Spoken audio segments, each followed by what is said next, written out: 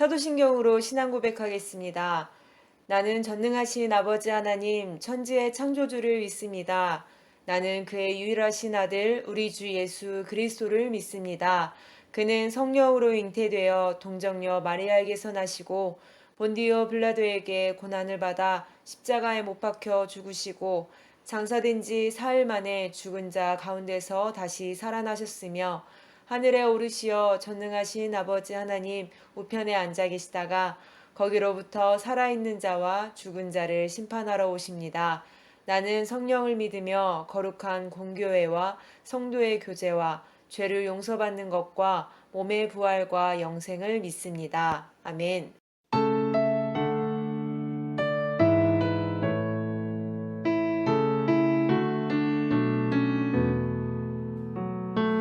만물을 지으시고 만물을 지으시고 여전히 다스리는 창조주 하나님을 우리는 믿습니다. 이 시간 함께 모여 우리를 원하시는 사랑의 하나님을 예배합니다. 죄로 멀어진 우릴 위해 이 땅에 오신 어린 양 예수, 길과 진리 생명주를 통해 우리는 나아갑니다.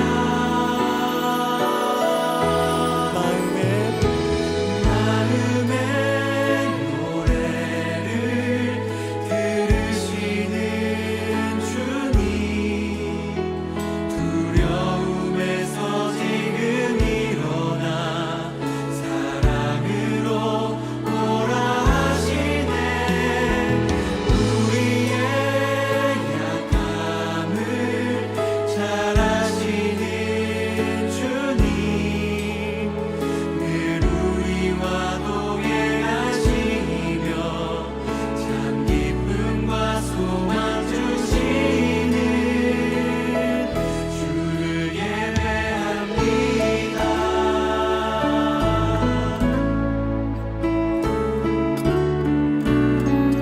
한 번 더 같이 노래하도록 하겠습니다. 만물을 지으시고 만물을 지으시고 여전히 다스리는 창조주 하나님을 우리는 믿습니다.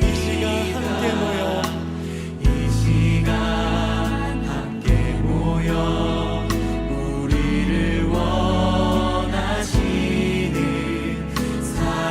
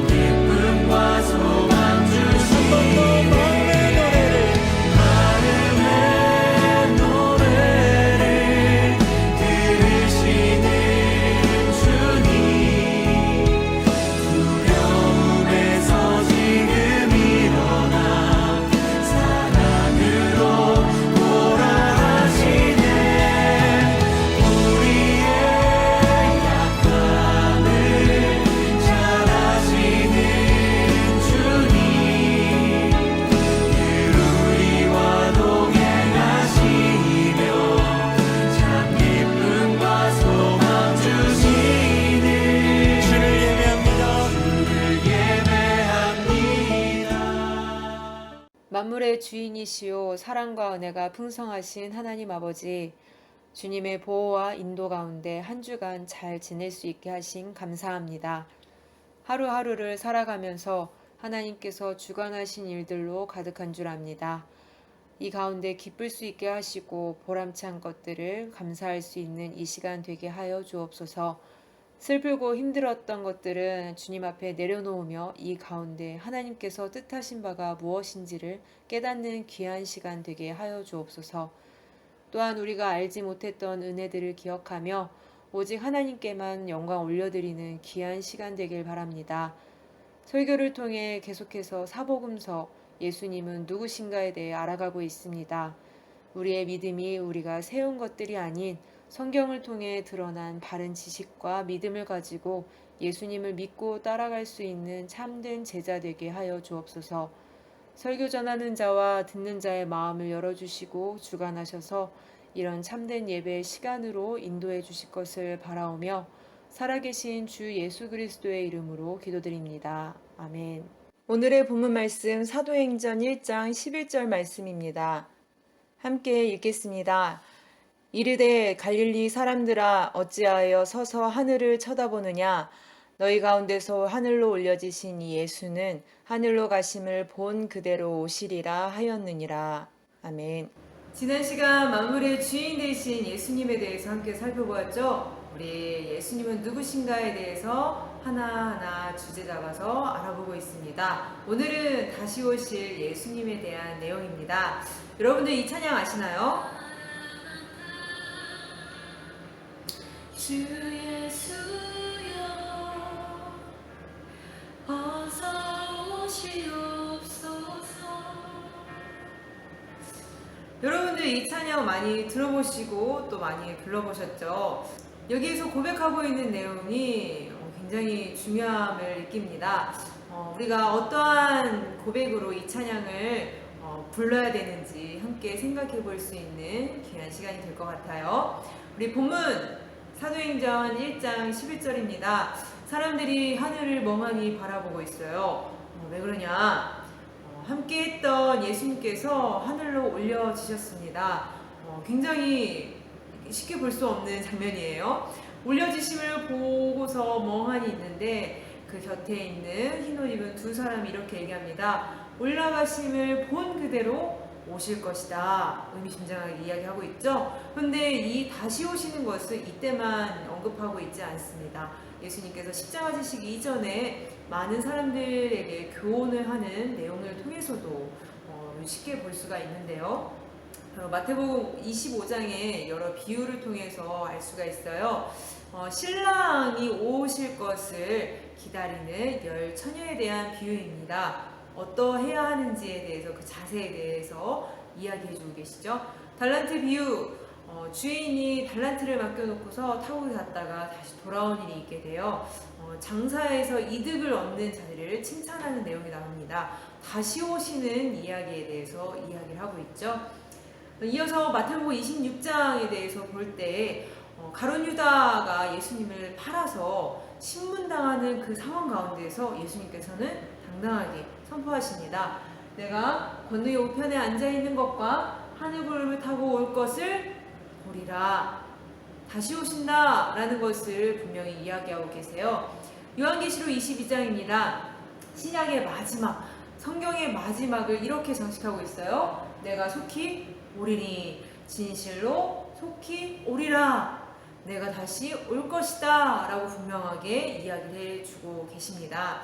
우리가 예수님을 믿는다라는 것은 무엇을 하냐? 그분 자체를 믿는 거 맞아요. 근데 그 믿는다는 것은 결국 다시 오실 예수님을 기다리는 입장, 그 자세가 있는 우리들의 모습이 되어야 된다라는 것을 우리가 이를 통해 알 수가 있습니다. 근데 궁금해요.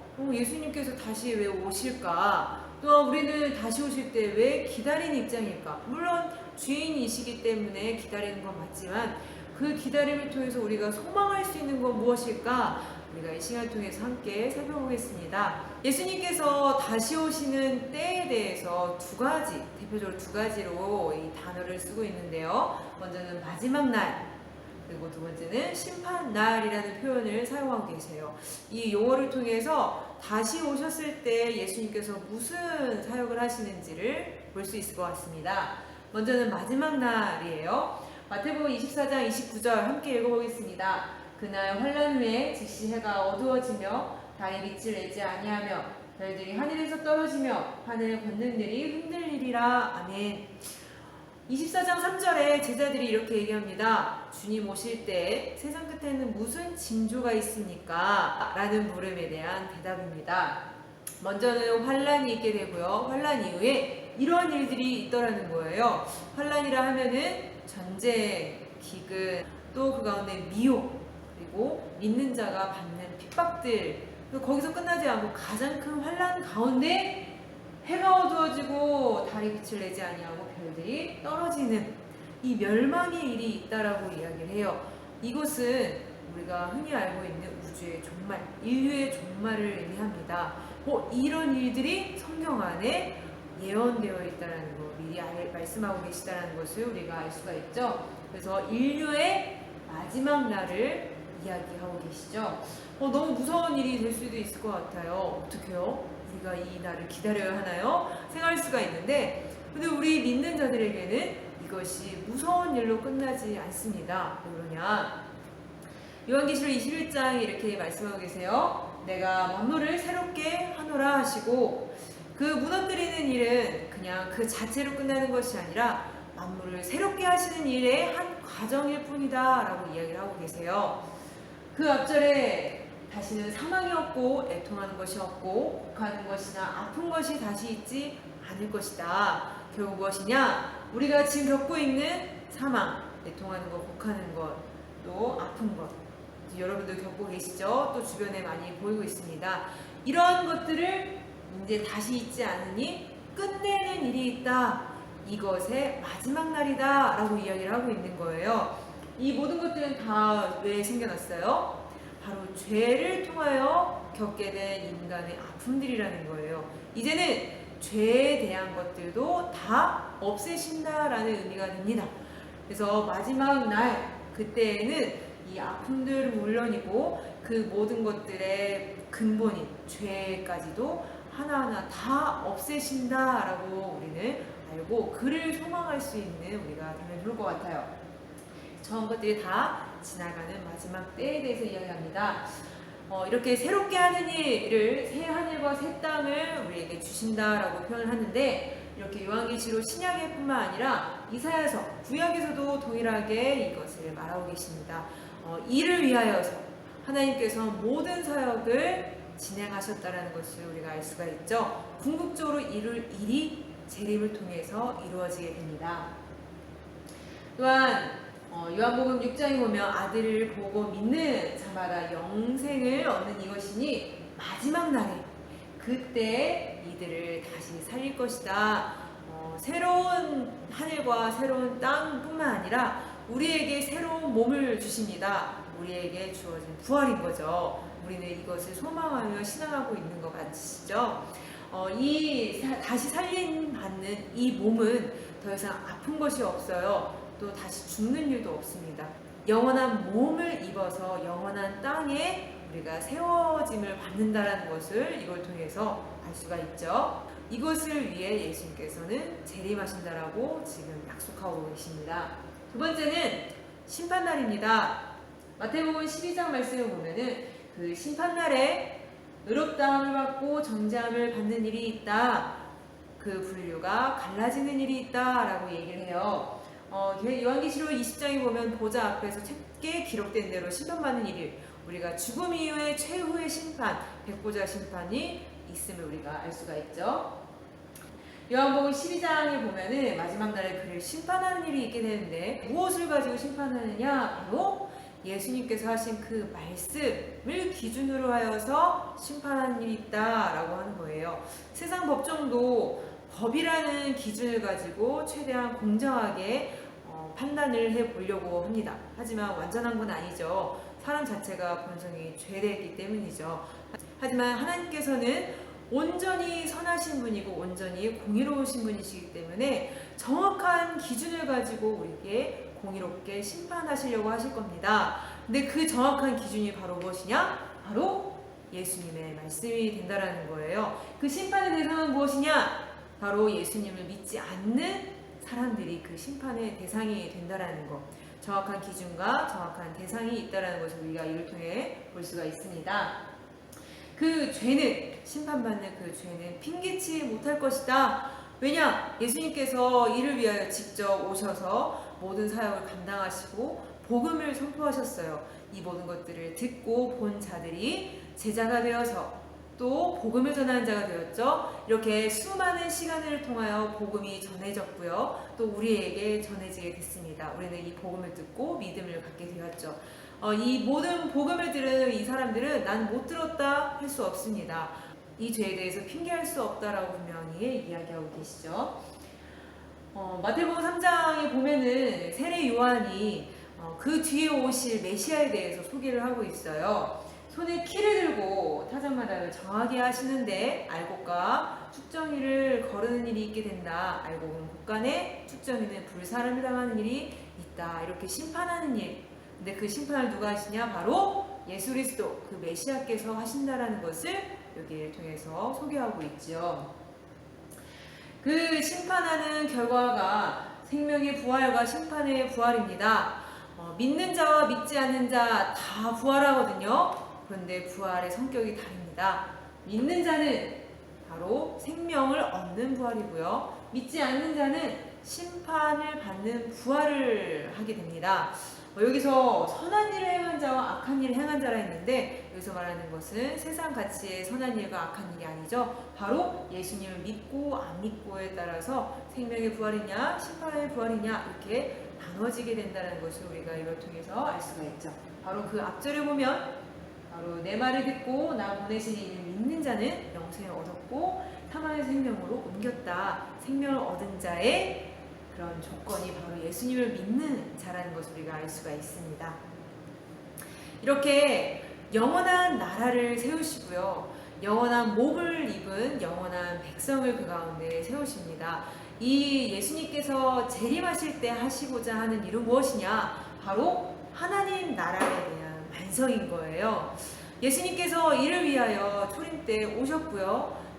인간의 몸을 입어서 피를 내시고 몸을 내어 주셨습니다. 그래서 이 구속사역 역시 바로 이 하나님 나라의 완성을 위하여서 하신 그런 친히 하신 사역들이라는 것을 볼 수가 있죠. 그만큼 중요하고 궁극적인 하나님의 또 예수님의 사역이 된다라는 것. 이것은 예수님께서 다시 오실 때 온전히 이루어진다는 것을 우리가 이 말씀을 통해서 볼 수가 있습니다. 물론 예수님께서 그 십자가에 못 박혀 돌아가신 걸 통해서 구원이 완성된 건 맞아요. 그 구원이 완성되어서 각 백성에게 적용이 되어서 하나님 나라 백성이라는 것을 이미 주어지게 되고 영생을 얻게 되는 거죠. 근데 그 영생 얻는 것들이, 그 영생 얻는 자들이, 그 하나님의 백성이 정말 영원한 나라에서 영원히 살아갈 수 있는 그때가 언제냐? 바로 이 재림 때라는 것을 우리는 알아야겠습니다. 그래서 우리에게는 이때가 무서운 날이 되지 않고 오히려 소망이 되고 빨리 주 예수여 어서 오시옵소서 라고 우리는 고백할 수가 있는 거예요. 아시겠죠? 자, 우리가 이 내용들을 볼 때 우리에게는 소망이 되지만 이 말들을 무서워하여서 소망이 되지 못하는 사람들도 굉장히 많습니다. 과연 이 땅이 없어지는 것이 말이 되는 건가? 사람의 그 생각으로 도대체 이 일들이 이해가 되는가 하여서 예수님이 하신 그 말씀들을 자기 식대로 해석해서 풀어내는 사람들이 있습니다. 이거에 대해서 예수님께서도 미리 말씀하고 계세요. 세상 끝에 그 징조를 말씀하실 때 가장 먼저 말씀하신 것이 바로 미혹의 일입니다. 많은 사람들이 그리스도의 이름을 빙자하여서 예수님이 하신 그 말씀들을 이리저리 왜곡하는 또 틀어버리는 그 의미를 틀어버리는 일들을 하게 됩니다. 대표적으로 몇 가지의 미혹의 말들을 우리가 한번 살펴보려고 해요. 천국은 이 땅에서 이루어진다라고 주장하는 사람이 있습니다. 이 사람들은 이 땅이 사라지는 것이 너무 두려운 거예요. 그래서 이 땅 무너지지 않고 이 땅에서 천국이 이루어진다라고 믿고 싶은 거죠. 근데 예수님 그렇게 말씀하셨나요? 그렇지 않죠? 이 모든 것들을 새롭게 하기 위해서 이 처음 하늘과 처음 땅을 없애는 일을 먼저 하신다라고 하셨습니다. 이것을 주장한다는 것은 예수님의 말씀대로 믿는 신앙이 아니라고밖에 볼 수가 없죠. 분명히 예수님께서는 새롭게 하신다라고 말씀하셨으니 우리는 그 가운데 이해될 수는 없지만 말씀하신 그대로 믿고서 기다리는 우리가 되어야 하겠죠. 두 번째, 예수님은 이미 오셨다. 또 영으로 오실 것이다. 이렇게 주장하는 사람이 있어요. 같은 개념이에요. 왜냐? 영으로 오셨기 때문에 이미 오신 거를 못 알아보는 거다. 이렇게 주장하는 사람이 있는 거예요. 말이 되나요? 예수님께서 오실 때의 징조를 분명히 말씀하셨습니다. 다 무너진다 했죠. 여러분들 지금 땅 가운데 제대로 서 있습니다. 그 예수님께서 오신 거예요? 그렇지 않죠. 이렇게 미혹한 사람들이 있기 때문에 예수님께서 징조를 미리 얘기해 주신 거예요. 다른 여러 말에 현혹되지 않았으면 좋겠습니다. 또한 예수님은 언제 오시는지 난 알고 있다. 이게 가능할까요? 사도행전 1장 7절을 보면 그 때와 시기를 아버지만 알고 계신다. 너희들은 알 거 없다. 라고 얘기를 하고 계세요. 그렇게 얘기하신 분이 다른 시기에 다른 말을 하고 계실까요? 그건 진리가 아니죠. 분명히 이렇게 주장하는 사람들은 예수님과 다른 노선으로 가고 있다는 것을 우리가 알 수 있습니다. 또한 믿음과 상관없이 열심히 사람들도 구원을 받을 거야 라고 주장하는 사람들이 있어요. 이렇게 위대한 사람들, 많은 공헌을 한 사람들, 우리가 본받을 만한 사람들, 예수님을 믿지 않지만 그래도 구원받아야 되지 않을까? 안타까워하면서 이렇게 어떤 경로를 통해서든지 구원을 받을 수 있다고 주장하는 사람들이 꽤 많이 있어요. 말이 될까요? 그렇게 되면은 예수님의 정확한 그 기준에 대해서 흐트러뜨리는 예수님과 반대되는 입장이 우리가 되어버립니다. 예수님은 심판하시는데 그 심판의 기준은 예수님을 믿는 자, 믿지 않는 자로 분명히 그 선을 두고 있다는 것을 알아야 된다는 것. 이 밖에도 여러 미혹의 말들이 있습니다. 우리가 대표적으로 이 말씀을 봤을 때에도 이게 대표적인 거니까 이 예수님이 어떤 말씀을 하셨는지에 대해서 정확히 안다면 이 말에 대해서 미혹이 될 필요가 없다라는 것. 우리가 이성에 따라가는 것이 아니라 성경이 말하는 대로 우리가 믿고 예수님을 기다리는 그런 믿음을 갖는 우리가 됐으면 좋겠습니다. 이렇게 혼란스러운 세상입니다. 그 가운데 우리가 놓여져 있죠. 이게 또 말세에 대한 징조가 될 수가 있어요. 근데 중요한 것은 말세라고 해서 지금 이 순간 집중하는 것이 아니라 사실 종말이라는 것은 예수님이 오셨던 그 초림 때부터 재림 때까지 그 기간을 두고 얘기하는 거거든요. 그 모든 기간 동안에 굉장히 혼란 가운데 있다라는 거예요. 문제는 예수님께서 하늘로 올려지셨다라는 거예요. 그러면은 재림 때까지 우리는 어떻게 해야 되냐? 우리 혼란 가운데 계속 방치되어 있어야 하는 건가? 우리가 이렇게 고민해 볼 수가 있습니다. 하지만 예수님은 그런 무책임한 분이 아니시죠. 요한복음 14장 18절에 이렇게 말씀하고 계세요. 내가 너희를 고아와 같이 버려두지 않을 것이다. 어떠한 조치를 취하실 거라는 것을 의지적으로 나타내 보이시죠. 요한복음 14장은 예수님께서 십자가 지시기 이전에 유언적인 발언을 한 너무나도 중요한 내용이에요. 보면은 예수님께서 아버지께 성부 하나님께 구하겠다. 무엇을 구하냐? 또 다른 보혜사를 제자들에게 보내달라고 구할 것이다 라는 거예요. 보냈을 때 영원토록 너희와 함께 있게 할 것이다 라는 겁니다. 자, 요거를 16장에서 뭐라 하시냐면 진리의 성령이다 라고 얘기하고 있어요. 바로 성령 하나님을 우리 가운데 보내게 성부 하나님께 구하겠다 라고 이야기를 하시는 거예요. 우리를 혼자 두지 않게 하시고 성령 하나님을 내 마음에 두어서 살아갈 수 있게 조치를 취하겠다라고 하시는 거죠. 심지어 예수님께서 가시는 것이 더 유익이다라고까지 이야기를 하셨습니다. 그가 너희를 모든 진리 가운데로 인도하신다. 바로 예수님과 다른 사역을 하는 것이 아니라 바로 예수님이 하신 그 말씀을 기억나게 하고요. 그 약속을 기억나게 하여서 예수님이 오시니 그때까지 그 믿음 가운데 약속 가운데 거할 수 있도록 결국은 예수님을 만나 그 약속의 나라, 하나님 나라 가운데 함께 살 수 있도록 그 성령 하나님이 우리를 인도하신다라는 겁니다. 에베소서 1장 13절 성령에 대해서 다시 한번 살펴볼 텐데요. 현대인의 성경 번역본을 가지고 왔습니다.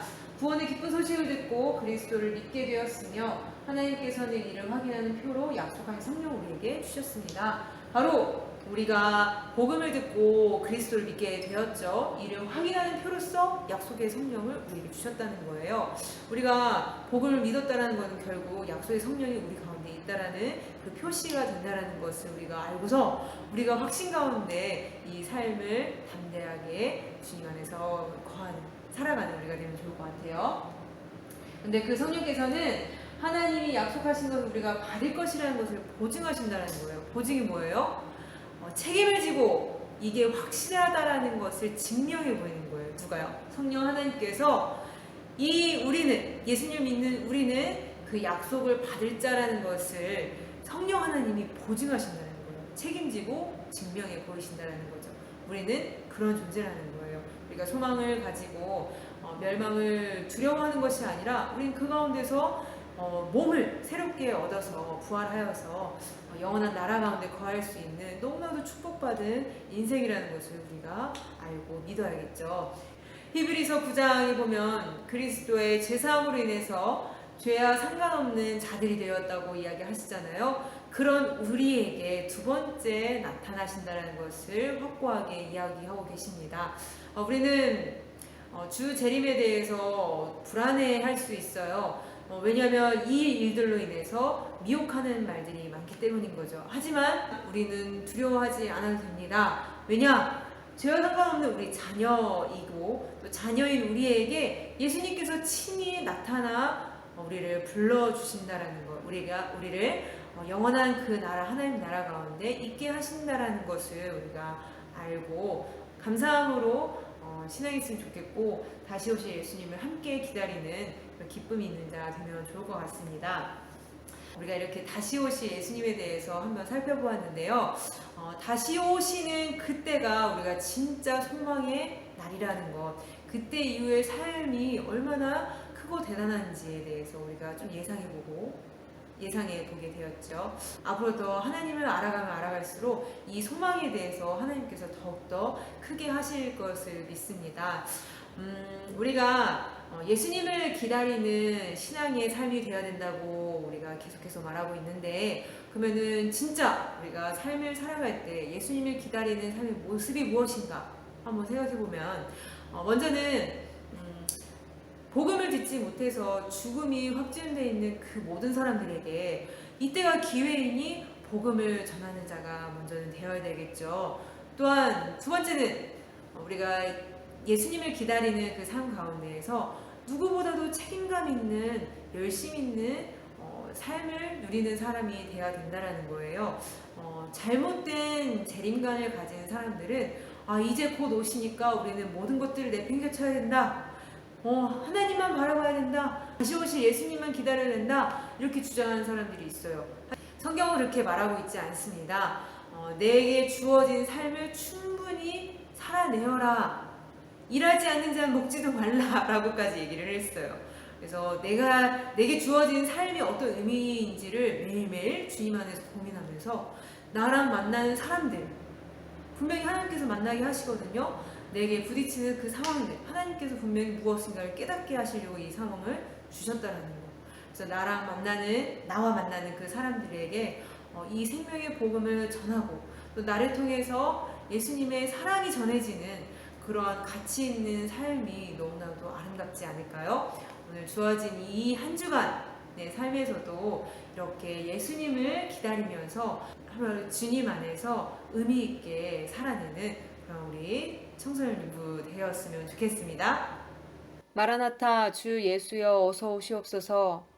주님 오심을 기다리는 것이 무엇인지를 알게 하시고 소망을 주님의 재림에 두게 하심을 감사합니다.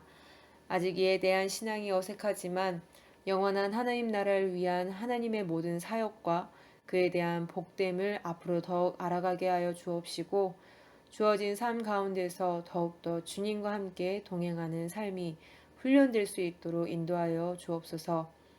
우리를 만나는 사람들에게 가치 있는 선한 영향력을 주는 사람이 되고 싶습니다. 생각하는 것, 말하는 것 하나님께서 주장하여 주셔서 우리를 통해 하나님의 사랑과 은혜가 전해질 수 있도록 하여 주옵소서. 코로나 상황이 좋아질 것처럼 보이다가 또 불안정해졌습니다. 질병 가운데서 우리의 건강을 지켜 주옵시고 허락하신 건강 가운데 다른 사람들을 더 섬길 수 있는 입장이 되게 하여 주옵소서.